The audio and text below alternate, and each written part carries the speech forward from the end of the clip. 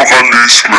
Ordet liberalisme kommer fra de latinske ord liber og libero, der betyder fri og frihed.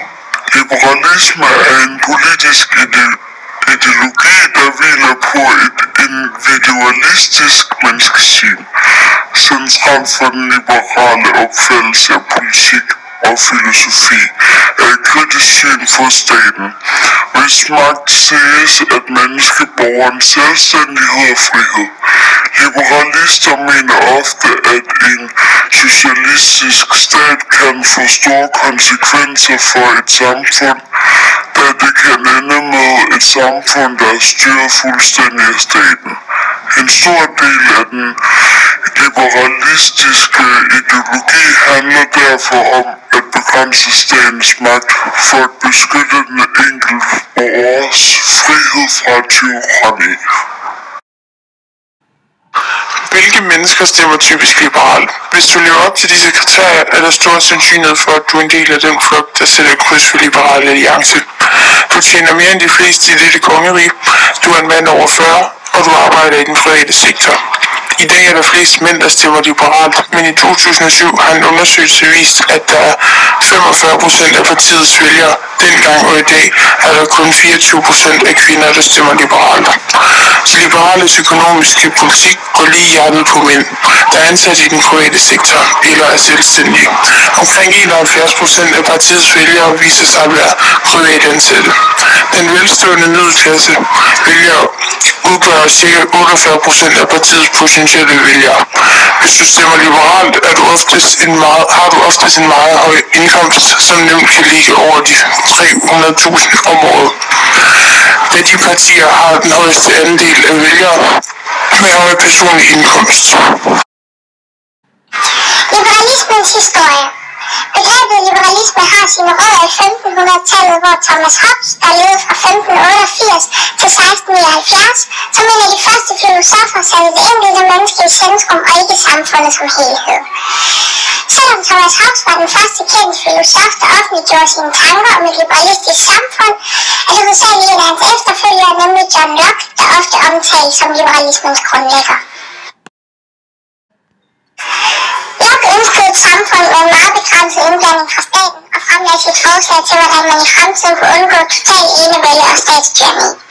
Han mente, at ved at dele magten i 3 dele, den lovgivende, den udøvende og den dømmende magt, kunne man beskytte folkets interesser og undgå, at al statsmagt blev styret af de samme mennesker.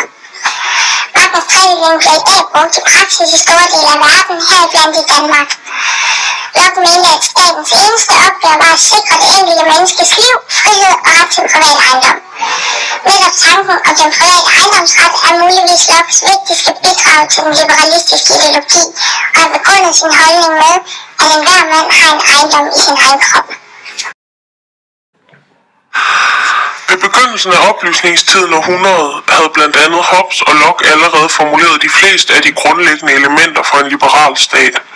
Individualisme, privat ejendomsret, at staten er til for borgernes skyld og alene skal beskytte deres liv, at statsmagten skal være begrænset og underkastet loven og grundtanken om magtdeling.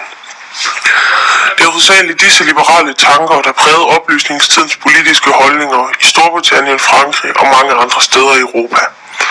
I løbet af 1800-tallet blev liberalismens frihedstanker tilsidesat til fordel for de socialistiske lighedstanker, men i løbet af 1900-tallet blussede den liberalistiske ideologis popularitet op igen. Selvom nogle af de grundlæggende liberalistiske tanker som ejendomsret og magtens tredeling er indført i de fleste dele af verden, diskuteres ting som frie markedskræfter og statslig indblanding i borgernes liv stadigvæk. Liberalismen i dansk politik. Liberalismen påvirker politikken i Danmark rigtig meget, da det har en meget stor politisk indflydelse på, hvad der sker i landet. Ligesom socialismen og konservatismen også har. Den danske venstrefløj er i høj grad påvirket af de socialistiske tanker, mens de borgerlige partier på højrefløjen bekender sig til den liberalistiske ideologi. Særligt de helt unge vælgere støtter de liberale partier. Fremtid. I de sidste mange år har verdenspolitikken bevæget sig i en langsomt mere mere socialistisk retning. Dog sådan op, at den næste generation af danske unge vælgere i højere og højere grad tilslutter sig de partier, der har den liberalistiske ideologi som forbillede. Af de 18-24-årige vil hele 12% i dag stemme på Liberal Alliance, og 32,8% vil stemme på Venstre. Det er til sammen ca. 45% tilslutning alene til Venstre og Liberal Alliance. Socialdemokraterne og SF bakkes til sammenligning kun op af 18% af de unge vælgere. Selvom befolkningens politiske holdninger og de daglige meningsmåler oftest ændrer sig, så er meget på vores generation sætter den liberalistiske eller den socialliberalistiske ideologi over den socialistiske.